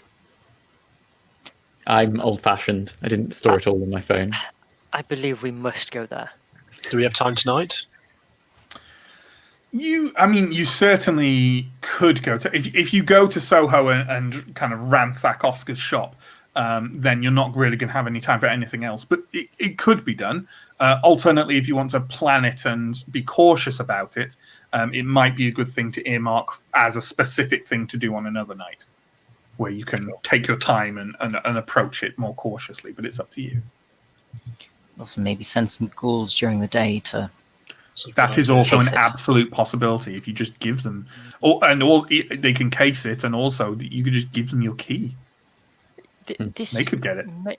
This may be a radical suggestion, Oscar, but just in case, if we were to suggest, I'm going to assume that Arthur suggested, if we were to send ghouls to the location, could we then burn down your place so that there is absolutely no evidence left, just in case, or in some way make sure that you are no longer associated with it?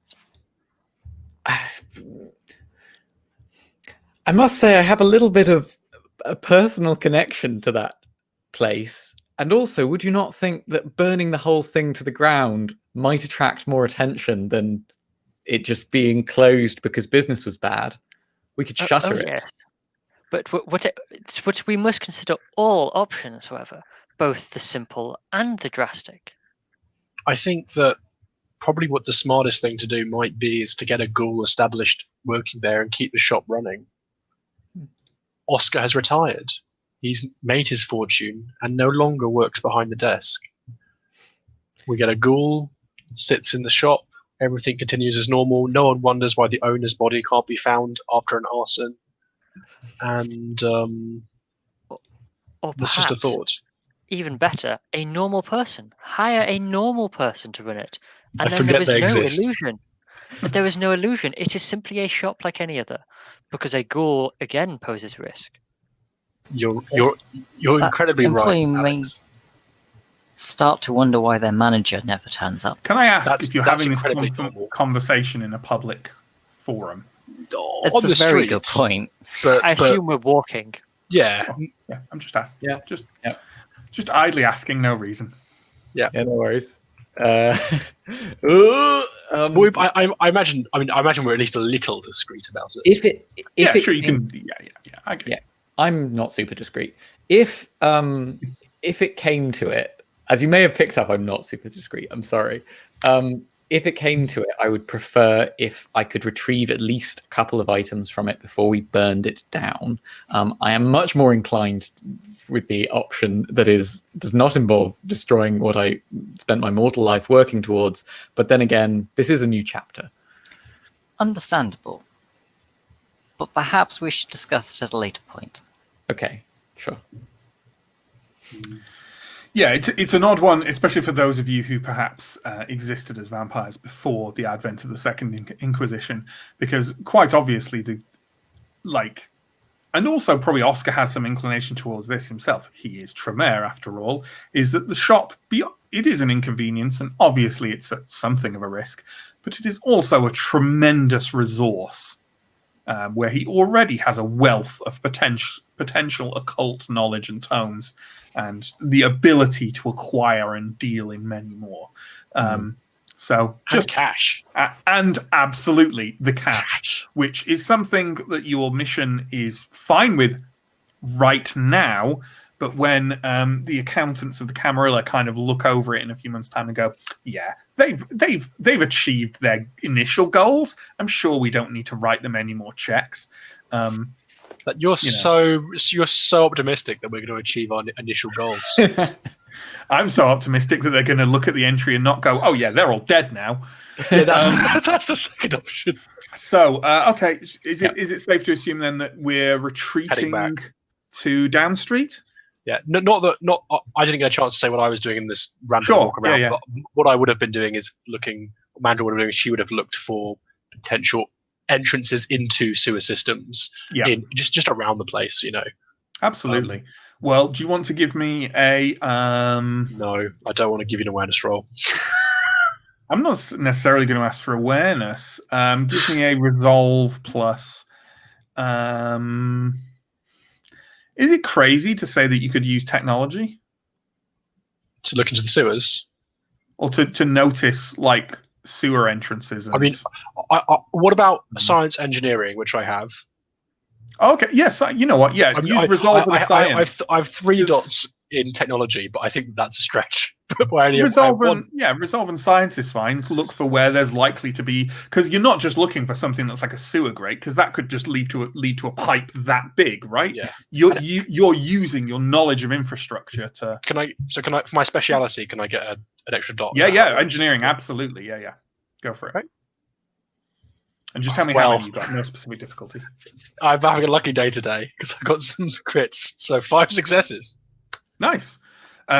You have pretty much mapped the relevant infrastructure, or the potential relevant infrastructure around Mayfair out in your head. You're fairly sure that if you now went down into the sewers and the maintenance tunnels and did a thorough explore of them down below, you would have mentally, and if you wrote it down, physically, a mapping of the immediate environs of Down Street. All it would take you now is time, because you just have the places that earmarked in your head to go look. That's great. Great. Okay. So we're heading back to Down Street? Yep. Going in a back entrance again, or the front one? It's kind of a question mark, isn't it? Because the more you use a back entrance, the less it's a back entrance. Yeah, I think the front entrance must be the one for tonight. Yeah, we're not. Otherwise, the postern doesn't have any. Yeah, exactly. You've got to save for special occasions. Well, in that case, you head in the front, which, as I think I've said, there's kind of a disused shop with a little kind of access alleyway beside it, kind of one of those alleyways that had, it's just a hole cut through a building, basically. And you walk through there, go into an old disused door that you can unlock. And then inside there's another kind of almost like a security door, an old battered metal door, which you can unbolt, unlock, and go inside and seal it up again. And once you're in there, you are basically in Down Street, and it's the old place where tickets might be sold. And you go down the stairs. As you descend down the old stairs onto kind of where it opens up to the platforms, you can see that the ghouls are sort of gathered round a group of 3 individuals who are stood there, sort of standing there, sort of politely waiting, perhaps. The ghouls kind of look over. One of them points, and one of the ghouls, she runs over to you quite fast. And when you just get to the bottom of the stairs and kind of looks around and probably quite naturally looks at Arthur to report to, and says, "Sir, we have visitors. They claim to be locals."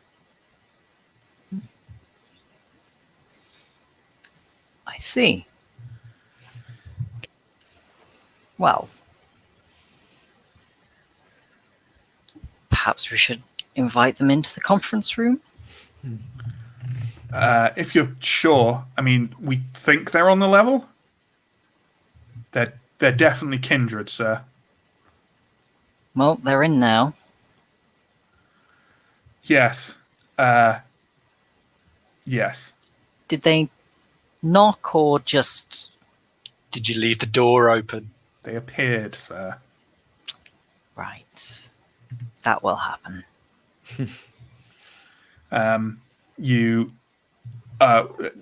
ghouls kind of escort them into the conference room, and presumably, do you talk to each other before you head in, or do you just head in behind them? We've never planned before, so why start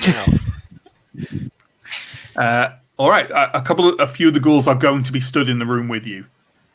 They're kind of ambivalent about how much you can order them around anyway, because they're not your ghouls, with one exception. But yes, while you're in, you can now get a better look at these three individuals. One of them, who is obviously Nosferatu, is dressed in quite kind of old-fashioned sort of tweed clothing, not kind of upper-class tweed clothing, but like a little waistcoat and like a patchy jacket and like a little floppy cap, like not a flat cap, but quite an old-fashioned floppy felt cap. And he has sort of wispy, patchy remnants of a beard over his gnarled, warted, slightly greenish face. The other two both have the appearance of young women. One of them looks like a woman, maybe in her late 20s, wearing a hijab and with quite relaxed, studenty clothing, you'd guess, kind of quite casual. The other young lady looks to be kind of considerably younger, maybe in her mid to late teens, wearing sort of quite a vivid, loose top of bright colors and a pair of jeans below that. And the Nosferatu steps forward as everyone comes in and says, on behalf of the Compact and all the landlords of London, I, Oscar Anosov, would like to welcome you. He sketches a very, very quick, sharp bow. And kind of gently takes off his felt cap and holds it in front, not in a kind of subservient gesture, but in a kind of relaxed, polite way. I will half return the bow and say that is very kind. Our apologies for your welcome into our haven. We will have to apologize, however, as I'm sure you're aware, we are quite new to the area. Yes. And this is why we come. Yes? Yes. So, first of all, I would like to introduce my compatriots. Aish Daniel, he indicates the woman in the hijab who kind of smiles and raises a hand, and Najma Ilini, he indicates the kind of younger looking woman who kind of raises her eyebrows a bit and just looks to be sort of slightly detached from the entire thing. And as I have already said, my name is Oscar Anosov. I was formerly the herald of Queen Anne here in the great city of London. And now, I suppose great no longer. But I pass messages and talk to everyone as much as I can. Am I to perhaps assume you and the other groups are here as part of a official Camarilla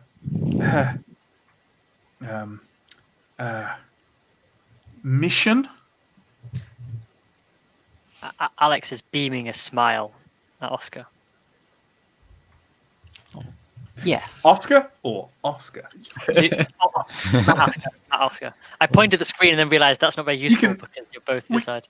We'll call him Anasoff. And We'll call him Anasoff is screaming a smile at If we are, would we be welcome here?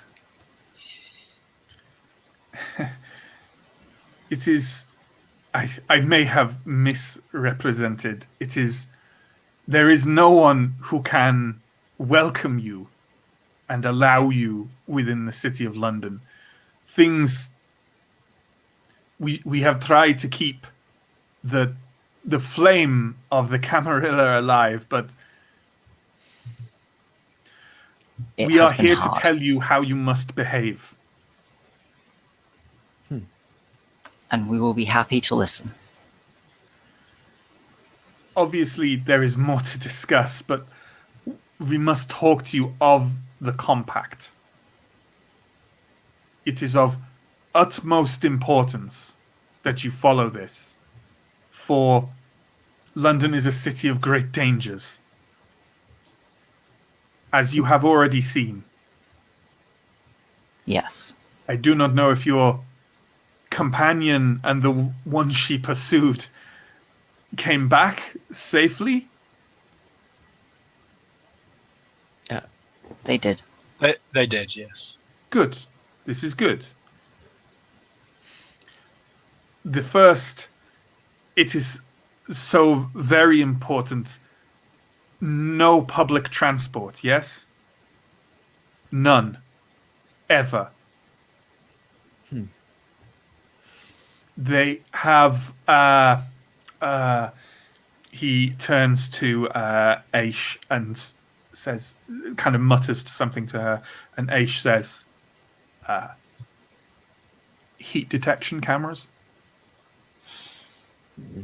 Right. They will pick you out of the crowd. Even with the blush? Best not to risk it. What It about is taxis? certain firms. We will give you numbers. Thank you. Anasoff nods and says, yes, but as I say, buses, the underground, trains, no. Major airports, no. Never. You understand this? Understood. Yes. No electronic media. Yes. No phones. No email. No alerters. Yes, no beeps. Nothing. Nothing. No radio. Understood. Yes, And we keep that one. you must not ever, in the open, discuss anything of any sensitivity. Ever. The reason I am in no position of authority here. The reason I can say this to you is there were some who chose not to follow the compact, yes. And they are no longer. The third, there is no Elysium. None. No common ground. Every place that is kindred is domain, is territory. Landlords or individuals, territory is respected, yes? You were not to know this, we understand that. But there is no common ground. There is nowhere safe. And the last, there is no prince. No one shall become prince. And we do not welcome anyone attempting it. This is not to say we are annex or rabble.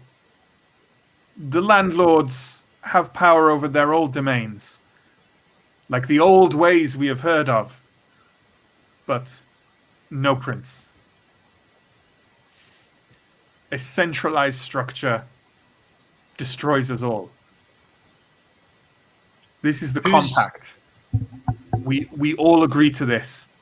And if you are to stay, you must too. Mandra will look around, kind of nodding at the rest of her coterie. Well, none of us are claiming ourselves as prince, so I see no argument for any of those. Was our haven part of anyone's domain before? Are we accidentally stepping on anyone's toes? No. Which is good. Good. There are few of us in the city centre. You may learn why. I believe that we already know. Yes, quite. So we will leave you now. If you tell us when, I mean no offense, but when your elders return. How can we contact you? He reaches down into a bag at his side and pulls out a wicker cage with a pigeon in it and holds it towards you. I'll grab the wicker cage. You have these fine servants here. One on the roof. All the time. Yes? Day, night, all the time. And Anasoft's birds, they will get to you. Send a message on that bird when your elders are here, and we will come. Maybe others too. But no aggression, no ill intent. We simply want to make sure the compact is understood and followed. Does Anasoft look open to questions, or Sure, yeah. is Jack a landlord? Jack would not like that word, but in effect, yes. And here at this haven, is one of us a landlord, or are we part of a different? How do we fit in? One is only a landlord if at this Najma, the young woman cuts in and says, "You got to prove it first. Keep your domain. Keep it safe."